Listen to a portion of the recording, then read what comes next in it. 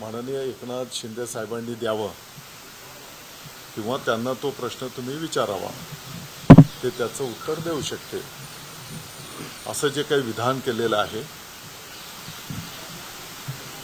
आपल्या सर्वांना माहिती आहे की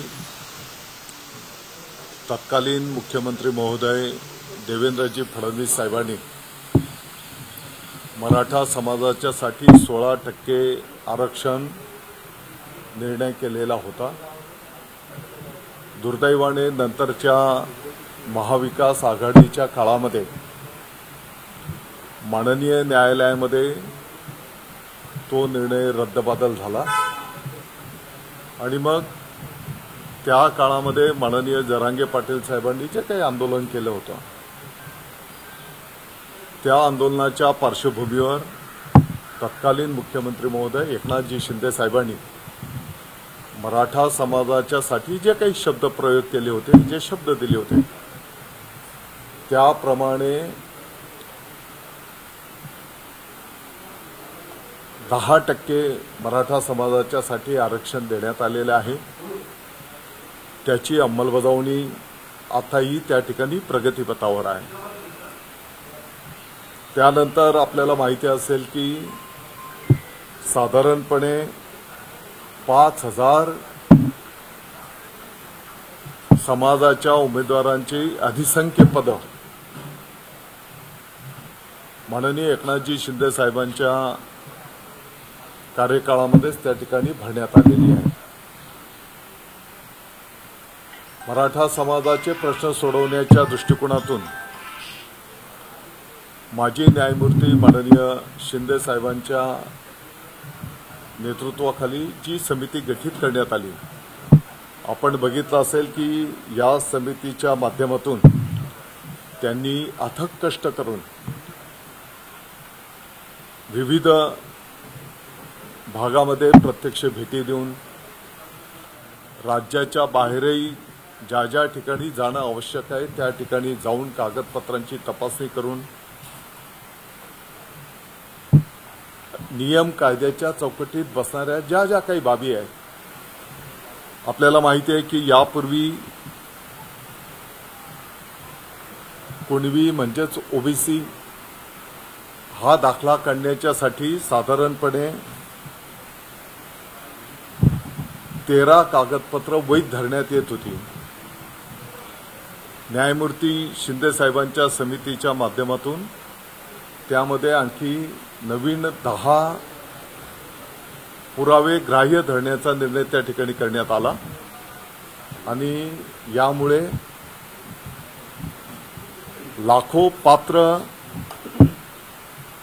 लोकांना त्याचा लाभ मिळताना आपण पाहतो आहोत आणि त्यामुळे त्याचे दाखले पण संबंधित लोकांना त्या ठिकाणी मिळालेले आहेत. आपण जर बघितलं असेल तर दुसरी एक मागणी माननीय जरांगे पाटील साहेबांची होती की आंदोलन काळामध्ये ज्यांचं दुर्दैवी निधन झालंय त्या लोकांना त्या ठिकाणी मदत मिळाली पाहिजे, त्यांच्या कुटुंबियांना नोकऱ्या मिळाल्या पाहिजे. यापैकी अनेक प्रकरणं मार्गी लागलेली आहेत. केसेस पाठीमागे घेणं यापैकी पण अनेक प्रकरणं त्या ठिकाणी मार्गी लागलेली आहेत, काही राहिलेली आहेत आणि आता कालच या ठिकाणी निर्णय घेण्यात आला की विहित कालावधीमध्ये हे सर्व प्रकरणं निकाली काढणं आणि म्हणून या संदर्भामध्ये सुद्धा पाठीमागच्या काळामध्ये अतिशय संवेदनशील पद्धतीने काम करण्यात आलेलं आहे. माननीय अण्णासाहेब पाटील आर्थिक मागास विकास महामंडळाच्या माध्यमातून आपण जर बघितलं असेल तर 10 लाखाची कर्जमर्यादा वाढ करून 15 लाख त्या ठिकाणी करण्यात आली आणि यामुळे लाखो उद्योजक त्या ठिकाणी समाजाचे निर्माण होण्यामध्ये आपण यशस्वी ठरलेलो आहोत. सारथी संस्थेच्याही माध्यमातून साधारणपणे समाजाचा अनेक उमेदवार त्या ठिकाणी MPSC असेल, UPSC असेल, या स्पर्धेच्या माध्यमातून समाजाचा टक्का त्या ठिकाणी वाढताना आपण पाहतो आहोत. आणि म्हणून ही जेवढी कामं करणं शक्य होतं तेवढी कामं त्या ठिकाणी माननीय एकनाथजी शिंदे साहेबांच्या कार्यकाळामध्ये त्या ठिकाणी करण्यात आलेली आहेत. आणि इतरही अनेक लहान मोठे विषय समाजाचे प्रश्न सोडवण्याच्यासाठी त्या काळामध्ये पण आणि आत्ताही त्या ठिकाणी शासन सकारात्मक निर्णय करतो आहे. आणि म्हणून मला वाटतं की या सर्व गोष्टींची समाजाला माहिती आहे.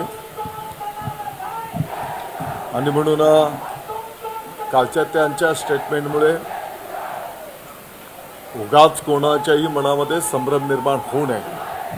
आणि म्हणून काल तुम्ही हा प्रश्न विचारला होता, त्याचं उत्तर या ठिकाणी मी देतो आहे. परवा मुख्यमंत्र्यांनी एक विधान केलं की या आंदोलनामध्ये रिसोर्सेस कोण देते, या सगळ्या गोष्टींची माहिती आमच्याकडे आहे. नितेश राणेंनी तेच विधान केलं, काल संजय राऊतांनी तेच विधान केलं आणि राज ठाकरेंचं पण तेच विधान आलं. नेमका रोख कुणाकडे, कोण रिसोर्सेस पुरवते असं वाटतं? याची माहिती माननीय मुख्यमंत्री महोदयांकडे आहे ना. आणि मग जे कोण असतील ते त्यांचं त्या संदर्भातला निर्णय करतील. राज ठाकरे यांचा रोख आहे ना, तो शिंदेकडे यासाठी आहे की त्या गोष्टीला पुढे. आता isakal.com आहे देशातील नंबर 1 ची मराठी न्यूज वेबसाईट. प्रत्येक अपडेटसाठी isakal.com ला नक्की भेट द्या.